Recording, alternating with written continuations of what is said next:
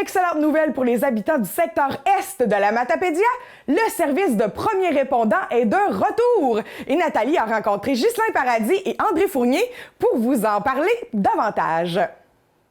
Monsieur Paradis, on se retrouve ici pour une bonne nouvelle. C'est le retour des premiers répondants dans le coin plus de l'Est, du secteur Est. Oui.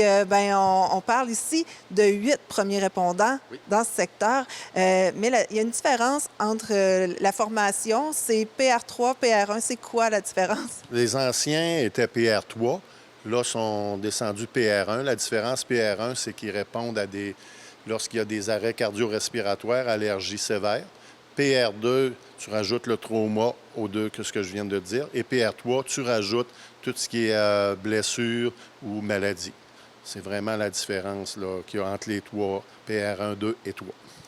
Mais quand même, ils sont capables de prendre quelqu'un en charge quand ils arrivent. Si jamais il y a autre chose, bien, ils sont quand même capables de réagir. Oui, ils ont quand même la formation. Puis dans les 8 qui sont là, ils ont déjà tous été les 8 PR3. Ça fait qu'ils sont capables de réagir, comme tu dis, dans une situation qui pourrait évoluer là, sans problème. Ça fait partie de la formation aussi quand même, qu'on parle d'un 16 heures pour PR1 versus 60 heures PR3.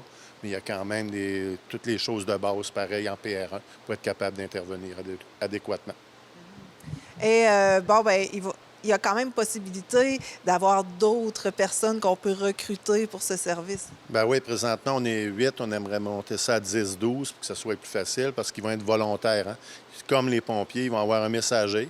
Vous excuserez l'anglicisme, ils vont être pagés lorsqu'il va y avoir un appel. Les 2 premiers qui arrivent à l'hôtel de ville vont récupérer les équipements pour aller porter secours à la personne.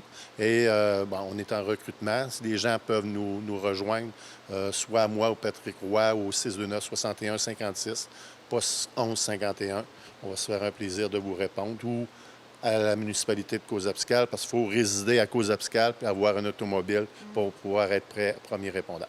On s'entend justement que c'est à Causa-Piscale que les premiers répondants se trouvent. C'est pas à Sainte-Florence, autour, là, c'est vraiment pour être centré. Oui, c'est placé stratégiquement. Parce que s'il y a un appel, ils peuvent partir de Causa-Piscale, aller à Sainte-Marguerite, Sainte-Florence, et non partir d'un bout à l'autre à Albertville. Ça ne serait pas logique de partir de Sainte-Florence à aller à Albertville sur un appel, autrement dit. Et puis, dans le secteur ouest, est-ce qu'il y a possibilité de recruter aussi des gens? Bien, absolument. Secteur ouest, oui, on manque de monde aussi. Ils peuvent m'appeler moi aussi ou André Véraud au service incendie pour le recrutement. Là, oui, absolument. Est-ce que ça demande quand même beaucoup de temps? Est-ce que c'est très demandant? Bien, PR1, c'est plus facile, premier répondant à PR1, parce que c'est 16 heures de formation, tandis que PR3, c'est 60 heures. Et comme je vous disais, le nombre d'appels augmente. Pour vous donner un exemple, à Causa-Piscale, on va partir d'environ 200 appels à 10 à 15 appels par année. Ça fait que c'est toute la différence, hein, parce que le mot le dit, c'est des PR volontaires. Ça fait qu'ils ont un emploi, puis ils partent de leur emploi pour être capables d'aller porter secours à ces gens-là. C'est pas toujours évident là, pour ces personnes-là. Mais c'est quand même... est-ce que ça prend une forme incroyable pour réussir à faire la formation? Non. Faut, comme je disais, être âgé de 18 ans, avoir un véhicule. Mais non, pas mal. La plupart des gens sont capables de répondre aux exigences. Alors, l'appel est lancé et puis c'est une très bonne nouvelle là, pour le secteur Est. Merci beaucoup. Merci.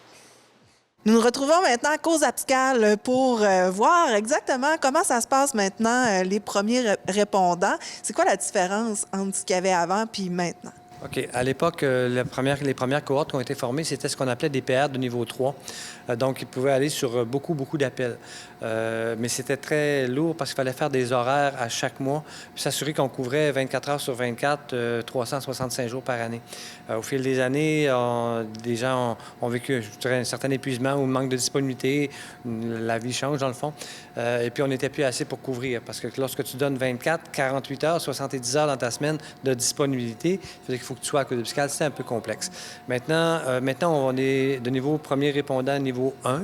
On va seulement sur des appels majeurs, comme par exemple un arrêt cardio-respiratoire, un problème d'allergies sévères, par exemple, comme qui nécessitent de l'épipène. On en voit de plus en plus de ce genre de problématiques-là. Dans le fond, on va se déplacer pour des choses graves, qui ont des importances, qui peuvent questionner la vie d'une personne. Donc, mais la façon de fonctionner aussi est très différente, dans le sens qu'on ne fait pas un horaire au début du mois. Tous les premiers répondants, actuellement, on est 8. On a un téléavertisseur, pas téléavertisseur, mais un padjet qu'on dit souvent. Et aussi, on est équipé avec des cellulaires. On a nos cellulaires où on reçoit un message comme de quoi qu'on a un appel, qu'il y a une personne en difficulté. Donc, à ce moment-là, tous ceux qui sont disponibles, si on est 2, 3, 4, il faut être au minimum 2, viennent ici à l'hôtel de ville de Côte-de-Biscayne. Le matériel est entreposé ici. Là, on l'a sorti pour les besoins de la cause. On prend le matériel et tout de suite, on peut aller directement à l'adresse de la victime pour pouvoir les aider. Ce qui fait qu'on pense de cette façon-là, pouvoir offrir le service 24 heures sur 24. Sur 8, il y a toujours au moins 2 personnes qui sont ici à Côte-de-Biscayne qui peuvent être disponibles. Il y a des ententes qui sont faites avec certains employeurs le jour. La nuit, c'est plus facile, mais le jour, quand tu travailles, il faut que ton employeur soit prêt à te disponibiliser. Mais comme un appel de premier répondant, ça ne dure pas habituellement des heures parce qu'on arrive avant les ambulances ou simultanément des fois.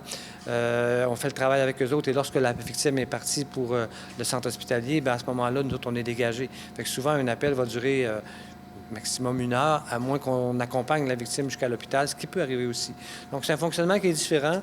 Les gens qui ont suivi la formation de là, quelques semaines seulement étaient plus emballés de cette façon de faire-là. C'est moins exigeant en termes de disponibilité. Donc, on vient à partir du moment où on est disponible. Comme aujourd'hui, moi, je suis à Côte-de-Biscayne, je suis premier répondant, ça sonne, bien, je peux venir. Puis, lorsqu'on est 2, on part avec le matériel. Merci beaucoup, ça complète très bien. Merci.